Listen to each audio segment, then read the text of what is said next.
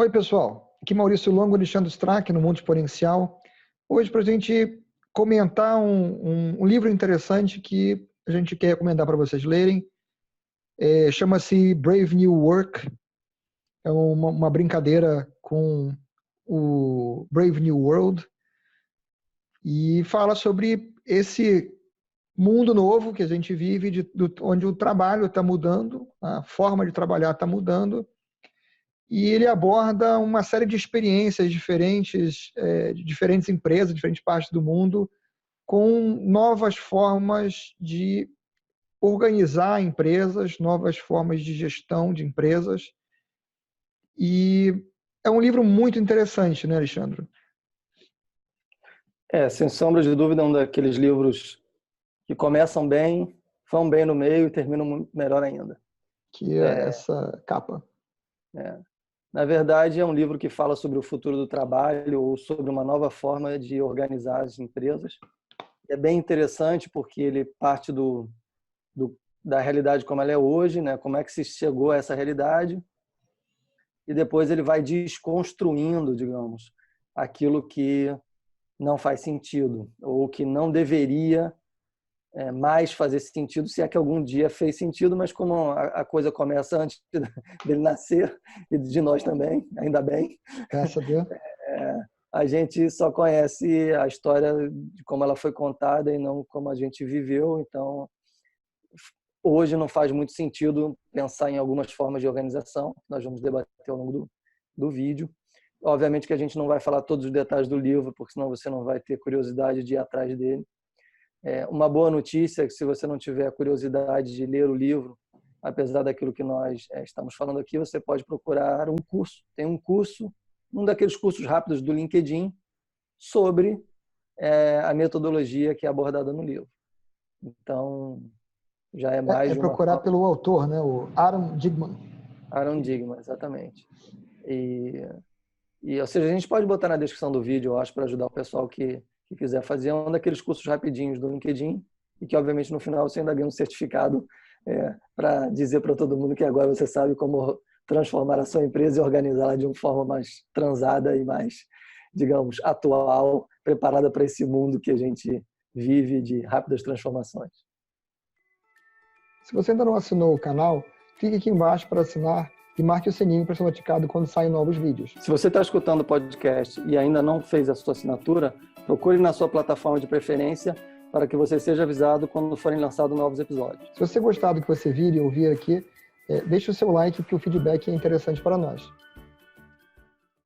Algum tempo atrás, a gente fez um vídeo onde a gente comentou uma coisa que tem no livro que é muito interessante, é engraçado até, que é toda uma lista de coisas que a gente vê nas empresas hoje em dia como práticas comuns e aceitas por todos como normais, e que estavam descritas no manual de espionagem criado pelo órgão que antecedeu a CIA durante a Segunda Guerra Mundial, para orientar as pessoas que queriam colaborar com os aliados a como sabotar o esforço de guerra da Alemanha, sabotando o funcionamento dos negócios na Alemanha. E essas práticas de sabotagem hoje são práticas comuns em empresas aceitas no mundo inteiro, como normais. Então, em algum ponto entre a década de 40 e hoje, o que era sabotagem virou business as usual, né? O que é engraçado é que quando você comenta assim, para quem não viu o outro vídeo, eu recomendo que veja, parece que a gente está falando de coisas assim absolutamente absurdas, mas estamos falando de práticas de fato corriqueiras, como retomar assuntos já decididos na reunião anterior, na nova reunião, conseguir, ou seja, que uma coisa que poderia ser aprovada por uma só pessoa necessite de 2, 3, 4, 5 pessoas. O que é engraçado é que alguns desses itens, muitas vezes, fazem parte dos manuais de governança das companhias, e também fez parte do manual de sabotagem usado na guerra. Manual de simples sabotagem é o nome. Por mais que, digamos assim, os negócios estejam competindo e haja uma, digamos, guerra no mercado, não é usando essa técnica com você mesmo que você vai ser bem sucedido, principalmente no mundo atual. Mas, se eu pudesse resumir, acho que tudo que diz no livro, não tem nenhuma curiosidade no que eu vou falar agora, está muito mais ligado, eu acho, com o espírito crítico, que é uma das coisas que a gente vem exercitando bastante aqui, né? Ou seja, não é só criticando do ponto de vista de falar das coisas que não funcionam, mas é o espírito crítico de analisar algumas práticas e processos e formas de atuação que você percebe que não faz sentido nenhum e muitas vezes simplesmente comunicar para as outras pessoas e falar, faz sentido para você isso que a gente está fazendo?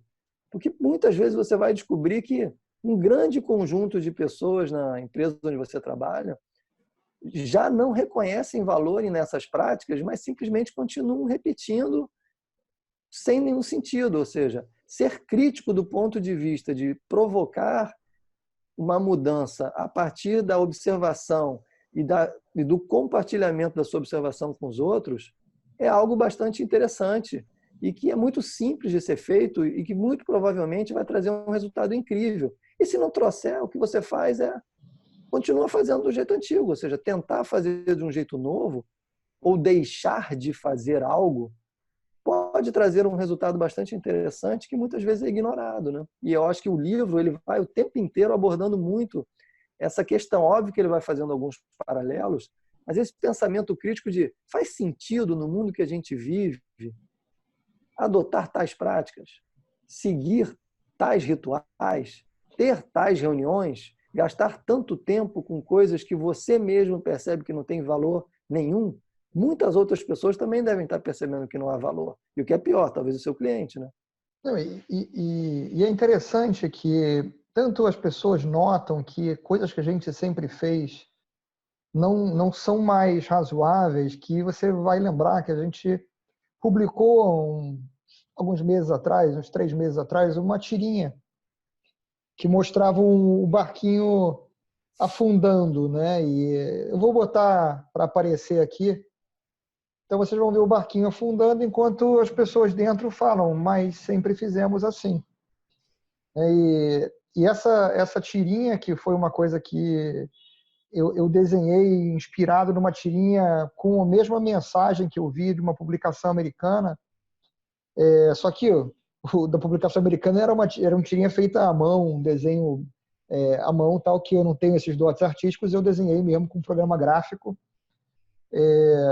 Mas ela ressoa tanto com aquilo que as pessoas percebem nas suas empresas, no seu trabalho, que ela saiu rodando o mundo aí. A gente até acabou fazendo versão em espanhol, versão em inglês e tal.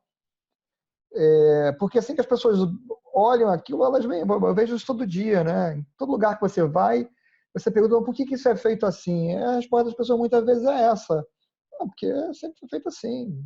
Acho que aí tem duas coisas interessantes que a gente pode abordar, né? Uma delas, e também ele fala isso ao longo do livro, e também repete nesse curso que eu comentei logo na abertura do vídeo, no curso do LinkedIn, que é a questão da diferença entre o que é complexo e o que é complicado, né? Sim. Que muitas vezes, eu acho que, se eu não me engano, a gente fez um vídeo sobre isso. Eu me lembro que a gente já comentou alguma coisa sobre isso. Eu acho que a gente fez, sim, a gente fez um vídeo sobre isso também. Que é bem interessante olhar por esse lado, né? Ou seja, nós estamos vivendo tempos e realidades complexas, né? Não complicadas, né? A diferença entre o complexo e o complicado é difícil de ser resolvido, mas tem uma fórmula onde você consegue dominar o problema ou a situação e aplicar um método e resolver, digamos assim, entendendo completamente como é que resolve. Pode ser difícil, é complicado, mas você consegue. Mas é previsível. É previsível, tem um fim, né? Tem uma solução. O complexo, ele é imprevisível, de fato, ou seja, ele é mais do que complicado, digamos. Ele vai além, você não consegue deter todas as forças, ou seja, a economia é uma coisa complexa. Ou seja, tem muitas variáveis. Quando você estuda economia na faculdade, você sai jogando para fora um monte de variáveis ou colocando elas como constantes para você poder estudar fenômenos. Só que no mundo real, as variáveis não serão constantes e você não poderá dominá-las. Você terá que interagir com elas, né? Então, ou seja, essa diferença entre complexo e complicado, eu acho que é uma coisa bem interessante, porque me leva para a segunda reflexão, que é o que eu queria falar. Ou seja, diante dessa realidade, onde a gente não consegue dominar todos os fatores, E a gente percebe que está fazendo atividade que a gente não deveria estar fazendo, ou talvez uma pessoa descubra que isso não faz sentido e ela tenha que compartilhar, como eu já falei, ela tem, digamos, uma dinâmica que é por que é que a gente tem tanta dificuldade de rever regras que nós mesmos criamos para nós mesmos, se elas não fazem sentido mais no contexto que nós estamos. Ou seja, nós não estamos diante de uma realidade, de uma constituição de país, que também pode ser mudada, né? É um problema complexo de ser resolvido, é complicado, mas é possível. Depois que se estabelece uma Assembleia Legislativa, se pode fazer uma nova Constituição. É difícil, não é uma coisa que se faz todo dia, mas é possível. Dentro da companhia é a mesma coisa. Ou seja, existem regras que não tem nada a ver com compliance, que não tem nada a ver com algum motivo forte pelo qual você esteja fazendo. É exatamente como você falou, a questão do barquinho. Estamos fazendo porque sempre fizemos assim. Quem criou essa regra lá atrás tinha um bom motivo pelo qual criou. É como o exemplo que ele dá no livro, inclusive, também, que é um que eu gosto muito de contar para as pessoas, que é do CEO novo na companhia que encontra um funcionário cruzando de um prédio para o outro num pátio, no primeiro dia dele no trabalho, e ele está indo na mesma direção e vai conversando com o funcionário e ele vê que o funcionário está indo buscar um par de luvas novo. E ele acompanha o funcionário e o funcionário vai no almoxarifado, apresenta um papel, que é um voucher para uma luva nova. Ele tem que entregar a luva velha para o almoxarifado. Aí o cara vai, confere o documento e pega um par de luva novo e dá para ele. Aí ele vai voltar para o lugar do trabalho e o CEO continua conversando com ele, acompanhando ele. E vê ele voltar para o lugar de trabalho, e ele operava uma máquina, a máquina estava lá parada, enquanto ele foi fazer essa excursão para pegar a luva. E aí ele vai no supervisor daquele camarada para entender a dinâmica. E o que acontece? Para evitar o desperdício de luvas, criou-se esse sistema, onde quando a luva do cara estava ficando ruim, ele vai no chefe dele, pede o voucher, o chefe faz o voucher, ele leva no almoxarifado, troca o voucher por um par de luvas nova, tem que deixar as luvas velhas para garantir que a luva está velha, né? Para não ter desperdício de luva. Mas aí vem a pergunta, quanto custa um par de luvas? Vamos supor que custa 10. Quanto custa o tempo que levou parada a máquina que o cara opera enquanto ele foi fazer toda essa excursão para conseguir um par de luva novo? Custa às vezes 500 ou custa 1.000. Então, para economizar 10, a empresa deixou ele produzir 1.000. Né? E é um exemplo, isso é um caso real que ele está contando. E você vê que muitas vezes você pode ter uma fundamentação razoável, um motivo nobre, vamos economizar, mas a ideia, vamos dizer assim, a implementação pode ser ruim, né? E não deve ficar porque a ideia original era nobre. O resultado é ruim. Acho que no fundo vem aquela questão da desconfiança, né?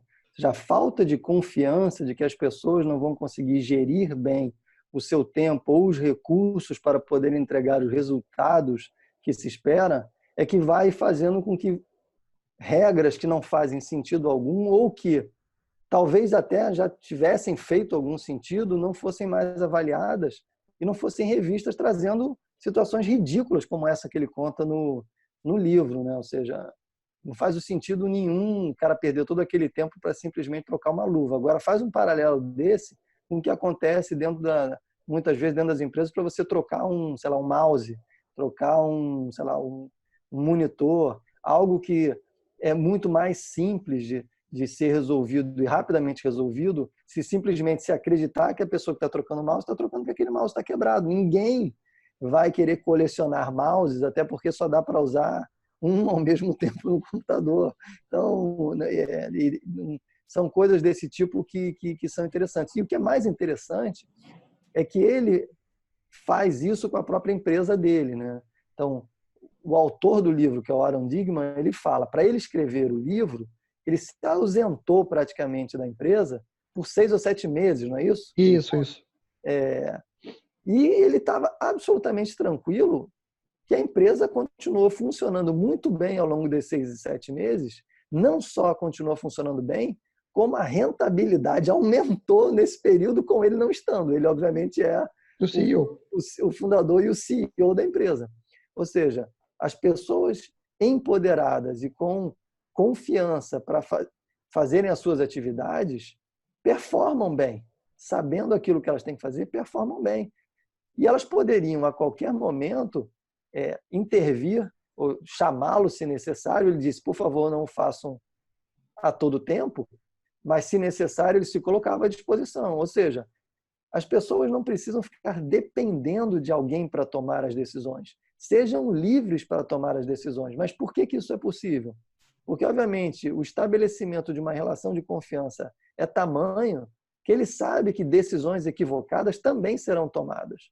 Só que, obviamente, ele faz parte do custo de ter um negócio. E ele também tomaria, ou seja, o fato dele ser CEO não significa que ele só toma decisões certas. Que ele é infalível, né? Não é isso. Exatamente.